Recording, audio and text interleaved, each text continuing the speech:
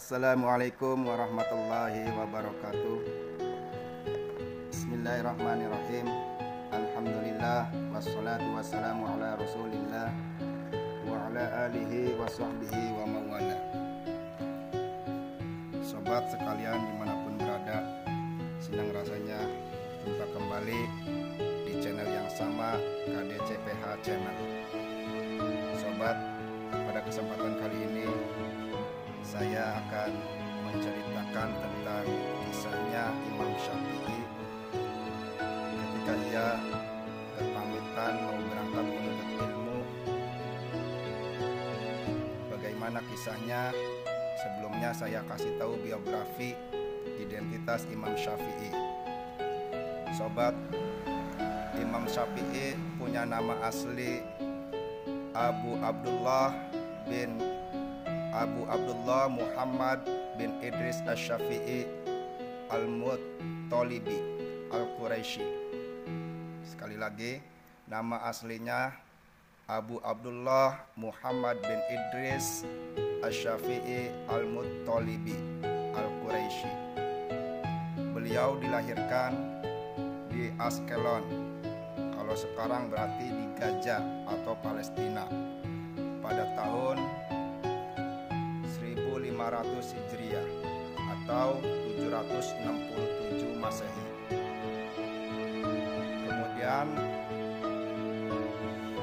beliau meninggal di pusat ya, Mesir, daerah pusat Mesir. Jadi di Mesir ada daerah namanya daerah pusat.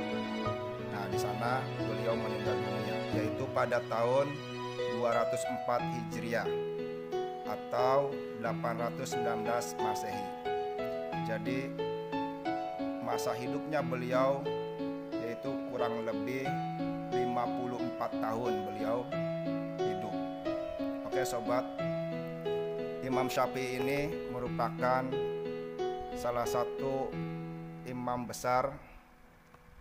Bahkan dalam mazhab orang Islam itu ada 4, dan salah satunya itu bermadhab Imam Syafi'i. Oke sobat, kita langsung saja ke kisahnya. Bagaimana kisah Imam Syafi'i saat menuntut ilmu, dari mulai ia kan di Mekah, ya kan, ilmu di Mekah, terus setelah ke Mekah ke Madinah, setelah ke Madinah ke Irak. Bagaimana kisahnya? Yuk kita tonton bersama. Imam Syafi'i radhiyallahu anhu pernah saya ceritakan pada pertemuan yang lalu. Di saat mau dikirim ke Madinah, ibunya ada di Mekah. Setelah belajar di Mekah itu rupanya gurunya kehabisan bekal. Syafi'i, sudah habis ilmuku, pergi kau ke Madinah. Waduh, ada murid kayak begitu, hebat benar. Saya pengen punya ilmu begitu sampai saya pengen punya santri langsung begitu. Sampai saya bingung ngajar kamu itu nak. Kenapa? Habis ilmu saya. Wah, kan hebat kalau gitu. Ini ada orang ngajar Imam Syafi'i itu kehabisan. Syafi'i, ilmuku sudah habis, pergilah kau ke Madinah. Pamitan kepada ibunya. Setelah pamitan kepada ibunya, setelah ke Madinah nanti dikirim ke Irak. Apa kata ibunya? Nak, berangkatlah kau menuntut ilmu, ilmu jihad di jalan Allah. Kita ketemu nanti di akhirat saja. Bagaimana kalau ibu kita ngomong gitu? Dan saya masih ingat Umi juga pernah waktu itu saya dengar cerita sebelum dari buku, dari ceritanya Umi. Berangkatlah kau Syafi'i, nanti kita ketemu di akhirat. Imam Syafi'i ke Madinah lalu berangkat ke Irak. Di Irak tuh Imam Syafi'i bukan setahun 2 tahun, karena takut pulang ke rumah nggak berani, karena belum dipanggil sama ibunya. Belum dipanggil sama ibunya. Di Irak menjadi orang alim besar, sehingga setiap rombongan dari Irak haji, ibunya Imam Syafi'i datang ikut haji juga.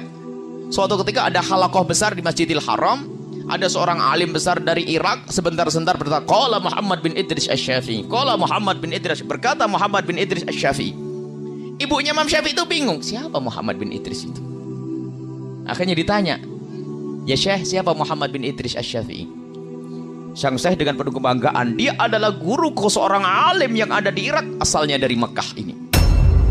Ibunya kaget, ketahuilah ya Syekh, Muhammad bin Idris Asy-Syafi'i adalah anakku. Ibunya masih ada. Iya, Muhammad bin Idris Asy-Syafi'i adalah anakku. Akhirnya dihormati ibunya Imam Syafi'i. Terus apa pesanmu untuk Syafi'i? pesanku untuk Syafi'i, kalau memang Syafi'i pengen pulang, Syafi'i boleh pulang. Baru disampaikan kepada Imam Syafi'i bahwasanya Syafi'i boleh pulang. Dulu janjinya ketemu di akhirat. Artinya sudah tidak harapan ketemu di dunia kayak gitu. Karena tidak ada telepon, tidak ada SMS, nggak ada. Akhirnya disampaikan kepada Imam Syafi'i, langsung bergegas Imam Syafi'i pulang. Karena Imam Syafi'i itu kiai gede, ulama kelas nasional, internasional waktu itu, sehingga syairnya Imam Syafi'i itu kalau dibawa ke Mekah langsung tersebar ke penjuru dunia. Akhirnya Imam Syafi'i waktu mau berangkat pulang, orang-orang yang sudah mencintai Imam Syafi'i memberikan kekayaannya. Ada yang ngasih 3 onta, 1 onta. Ini bayangkan seirak. Jadi Imam Syafi'i punya ratusan onta pulang, dengan isinya sekaligus di punggungnya onta. Imam Syafi'i bingung, dikawal oleh beberapa santrinya ngikuti Imam Syafi'i. Jadi Imam Syafi'i pulang dengan kekayaan. Lihat, carinya duit, carinya ilmu, tapi pulang dikasih kekayaan. Sampai di batas kota Mekah, Imam Syafi'i menyuruh santrinya untuk mengetuk pintu ibunya agar memberikan kabar bahwasanya Imam Syafi'i sudah dekat. Dan memang begitu disunnahkan, kalau kita mau pulang itu kita memberikan kabar agar yang di rumah mempersiapkan. Jangan bikin kejutan. Nah, memberi kabar. Setelah diketuk pintunya, menjawab ibunya, siapa ini? Saya muridnya Syafi'i, Imam Syafi'i. Kenapa? Imam Syafi'i sudah di tapal batas kota Mekah dan dia sudah mau masuk. Ibunya bertanya, Syafi'i bawa apa? Dengan penuh kebanggaan muridnya Imam Syafi'i bercerita, Imam Syafi'i membawa ratusan onta. Ditutup itu, aku menyuruh Syafi'i ke Irak bukan cari dunia. Katakan kepada Syafi'i, Syafi'i tidak boleh pulang ke rumah. Sekarang suruh cari duit. Anaknya jadikan sapi perah cari duit. Sekarang ini kalau nggak bawa duit suruh pulang, balik ini. Ini bawa onta banyak, marah ibunya. Aku nyuruh Syafi'i ke Irak bukan cari duit, bukan cari onta. Akhirnya sampaikan Imam Syafi'i, gemeteran dia nyampaikan, ya Imam Syafi'i, ibumu marah. Kenapa? Ibumu bertanya Syafi'i bawa apa?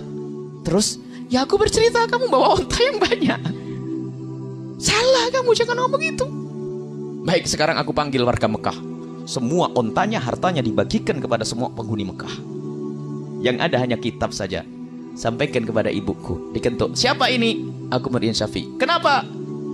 Ontanya Syafi'i sudah dibagikan semuanya, yang tertinggal hanya kitabnya saja dan ilmunya. Ya sudah, kalau begitu Syafi'i aku tunggu. Allah. Ada 2 hikmah. Yang pertama, ibu yang baik itu tidak menjadikan anaknya sapi perah untuk cari duit. Itu loh, ibu yang benar. Yang kedua, kalau ibu ngelepas anaknya sukarela, ditemukan lagi oleh Allah di dunia. Lihat, rela, padahal ibunya Imam Syafi'i ngelepas anaknya, nak ketemu di akhirat. Loh, pol-polan ini. Pol-polan. Umi dulu pernah ngomong sepintas ngomong gitu ya, nak ketemu di akhirat. Saya ingat. Cuman ya setelah itu ketemu lagi di dunia kan. Kita mondok juga cukup lama, 18 tahun mondok, bayangin Bu, mondok 18 tahun Bu. Saya itu mondok ibu, anak ibu berapa tahun mondok? Saya mondok 18 tahun, pulang masih tua atau muda Bu? Yang bener nih Bu. Saya mondok 18 tahun tapi pulang, nah masih muda kata ibu yang bener. Yuk jangan mah. Jadi mondok baru 4 tahun sudah lama, 3 tahun sudah lama, 18 tahun saya mondok itu. Jadi ternyata tidak ada yang kurang. Imam Syafi'i, ibunya Imam Syafi'i melepas anaknya karena Allah, dikembalikan lagi oleh Allah. Kalau ibu melepas karena Allah, bakal dikembalikan, bakal dipertemukan di dunia dan di akhirat, insya Allah.